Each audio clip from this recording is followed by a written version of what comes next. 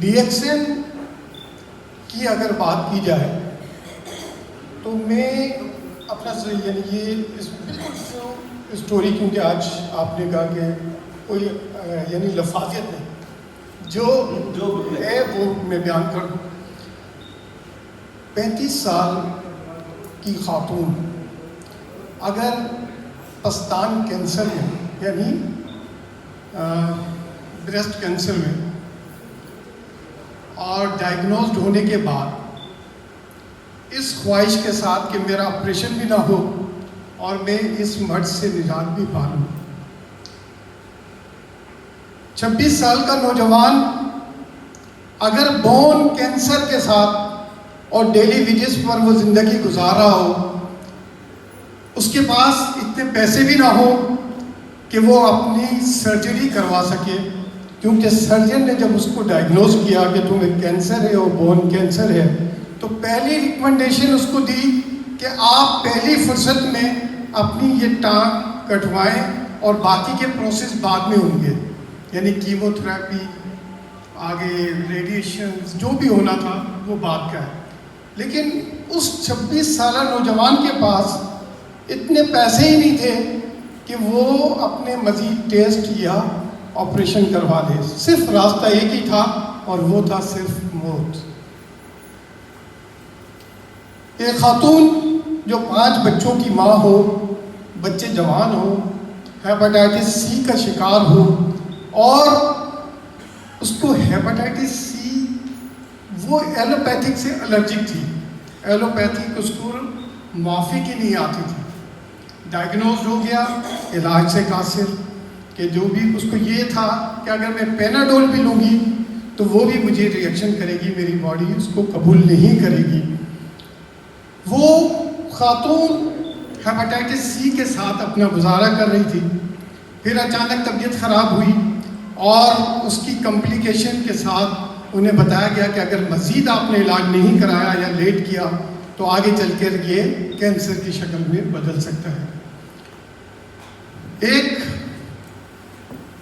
اڈیر عمر 50 plus ہو گیا، working person, اور زیادہ وقت وہ اپنی ورکنگ پہ لگاتا ہو، اس کے پاس یعنی یہ حالت ہو وقت کی قلت کی کہ وہ چائے اگر اس کی ٹیبل پر رکھی ہوئی ہو تو بعض دفعہ چائے بھی ٹھنڈی ہو جاتی تھی، وہ دوسرے لوگوں میں مصروف ہو جائے. اس شخص کو گلاسز لگے ہوئے ہوں اور وہ 2-3 جگہ اپنی ورکنگ کرتا ہو، وہاں اسے وہ بڑی ایک رکاوٹ یا ایک پہاڑ جیسی مشقت لگتی ہو. یہ وہ کیسز ہیں جنہیں ڈی ایکس این کی پروڈکٹس نے ان مرضوں کو شکست دی.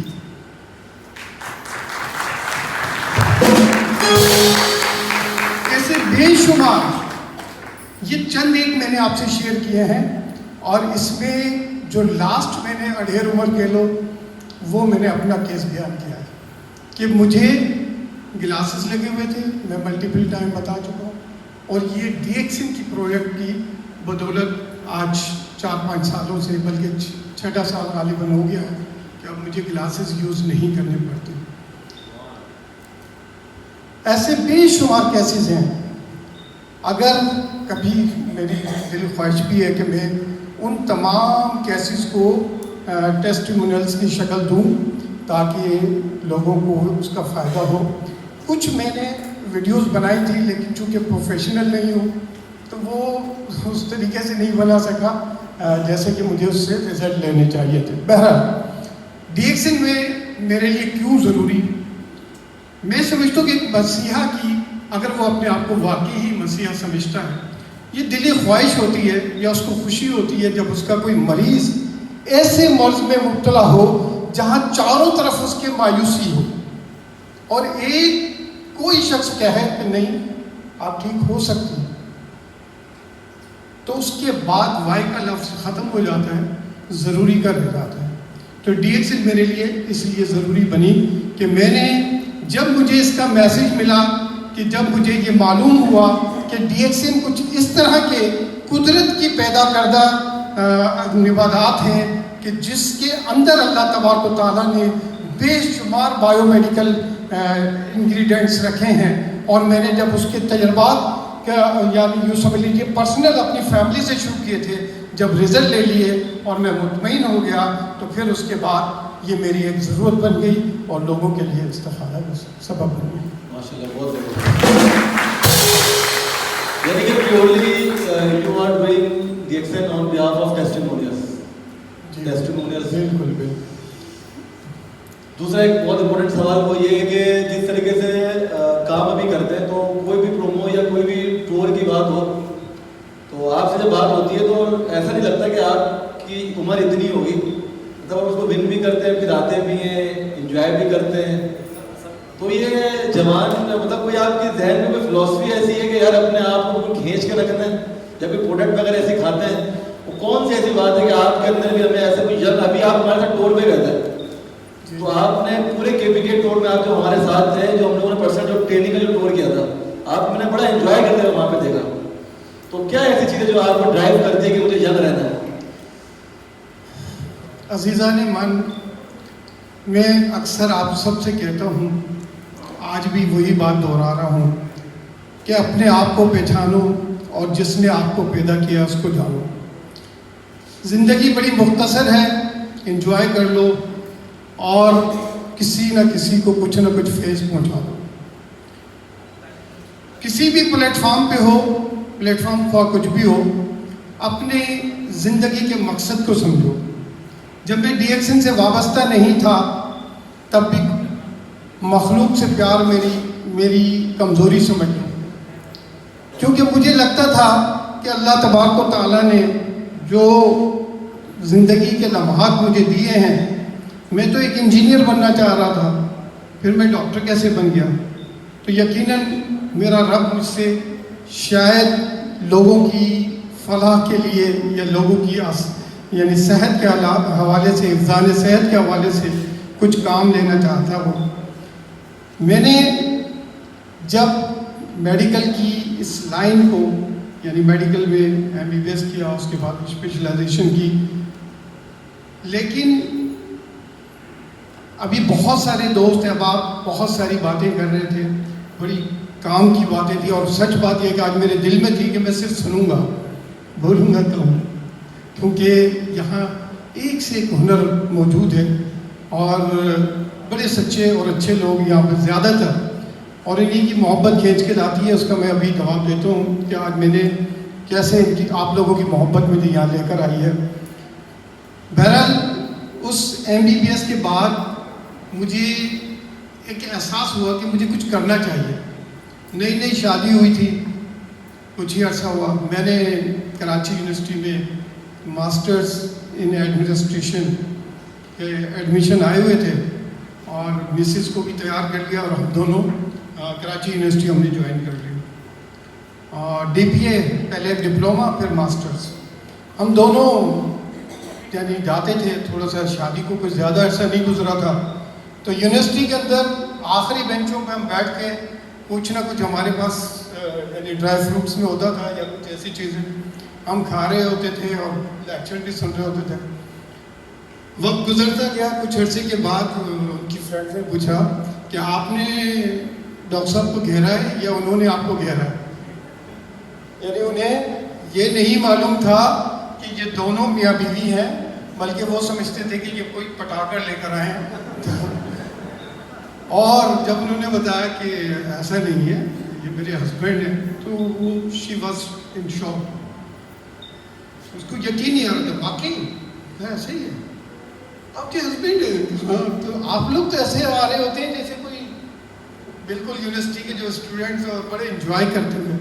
چلے ہاں، میرے ہسبینڈ کی اور میری دونوں کی طبیعت کچھ ایک جیسی ہے کہ ہم زندگی کو انجوائے کرتے ہیں. اور پھر میرے پروفیسر کو جب پتہ چلا تو بلیو کیجئے گا کہ پورا ایک لیکچر انہوں نے مجھ پر خرچ کر دیا کہ ایسا ہونا چاہیے. اب مجھے نہیں پتا کہ ایسا ہی ہونا چاہیے. تو اصل یہ ہے کہ میں زندگی کو، پہلی بات یہ ہے کہ جب بھی کوئی موقع ایسا آتا ہے، کیونکہ اللہ تبارک و تعالیٰ ہر انسان کو کوئی نہ کوئی اپرچونیٹیز ضرور دیتا ہے زندگی کے اندر. پہلے اس پہ غور و تدبر کرتا ہوں. اگر مجھے اچھا لگے, سمجھ میں آ جاتی ہے, تو پھر ایک دفعہ ورک اپ کرنے کے بعد اور رزلٹ لینے کے بعد یا اس کی گہرائی تک جانے کے بعد جوائن اگر کر لیا تو وہ میرے لیے چیلنج ہے. اور اس میں جتنے بھی پھر آگے کے چیلنجز آتے ہیں, اس میں جو بھی مجھ سے ممکن ہو پاتا ہے وہ میں کرتا ہوں. ڈی ایکس این بھی کچھ اسی طرح کا کہ اس پلیٹ فارم کو, کیونکہ میں اس میں حادثاتی طور پہ آیا ہوں, کوئی میرا پلان نہیں تھا. میں نے آپ کو پہلے یہ اسٹوری سنائی ہوئی ہے کہ میرے دوست کی مسز کو کڈنی فیلئر ہوا تھا. فرسٹ ٹائم مجھے بہت انویٹیشن دیا کرتے تھے گلفراز بھائی, جو آج یہاں نہیں ہے, کہیں ٹور پہ گئے ہوئے ہیں, تو ان کی طرف سے میں سنتا تھا, اور یہاں سے اس والے سے سنتا تھا تو ادھر سے نکالتا تھا, اور ادھر اس طرف سے بولتے تھے تو ادھر سے. مگر میں کبھی سنجیدہ نہیں ہوا تھا, کیونکہ وہ ایک بات کرتے تھے کہ موت کے علاوہ ہر چیز کا اس میں علاج ہے. بہرحال چونکہ ہماری جو ایلوپیتھک سے جو ہم بلونگ کرتے ہیں, تو کچھ اس طرح کی ٹریننگ اور تربیت ہوتی ہے کہ ساری ایڈوانس جو ٹیکنالوجی ہے یا میڈیسن سے یا صحت سے ریلیٹڈ جو چیزیں ہیں وہ ایلوپیتھک کے پاس ہیں. باقی سب زیادہ تر ان میں دھوکہ ہے یا فراڈ ہے یا اس طرح کی. بہرحال وہ اکثر مجھے دعوت دیا کرتے تھے, میں سنتا ضرور تھا. پھر قدرت نے جب مجھ سے کام لینا تھا, وہ میں نے آپ کو پہلے شیئر کیا ہے کہ میرے ہی ایک دوست کی مسز کڈنی فیلئر ہوئے, اور انہوں نے جب کانٹیکٹ کیا, پھر ہم نے یہاں بلایا, پھر ایک پوری اس کے پیچھے ایک اسٹوری ہے, اور آخر میں بات یہاں تک پہنچی تھی کہ ٹرانسپلانٹیشن ہونے کی ہے. اس کے لیے فیملی میں سے میچنگ نہیں ہو رہی تھی. پھر وہ بہرحال اس کے منہ سے نکلا کہ کوئی تو راستہ ہوگا. تو اس وقت گلفراز کے وہ الفاظ کے موت کے علاوہ ہر چیز کا علاج ہے. تو بہرحال وہ لمحہ تھا, میں نے کہا ہاں ایک صاحب ہیں وہ کہتے ہیں علاج ہے. تو اس نے بولے یار چلیں, وہاں گئے, ہوا, سب کچھ ڈسکشنز ہوئی, اور اس پر جب ڈی ایکس این پروڈکٹ دی تو الحمدللہ اس پہ بھی ہم نے بہت اچھے رزلٹ لیے. وہاں وہ میرا فرسٹ یعنی کہ یوں سمجھ لیجیے کہ وہ ایکسپیرینس تھا یا تجربہ تھا جہاں سے میں نے ڈی ایکس این کو قریب سے دیکھنا چاہا اور دیکھا.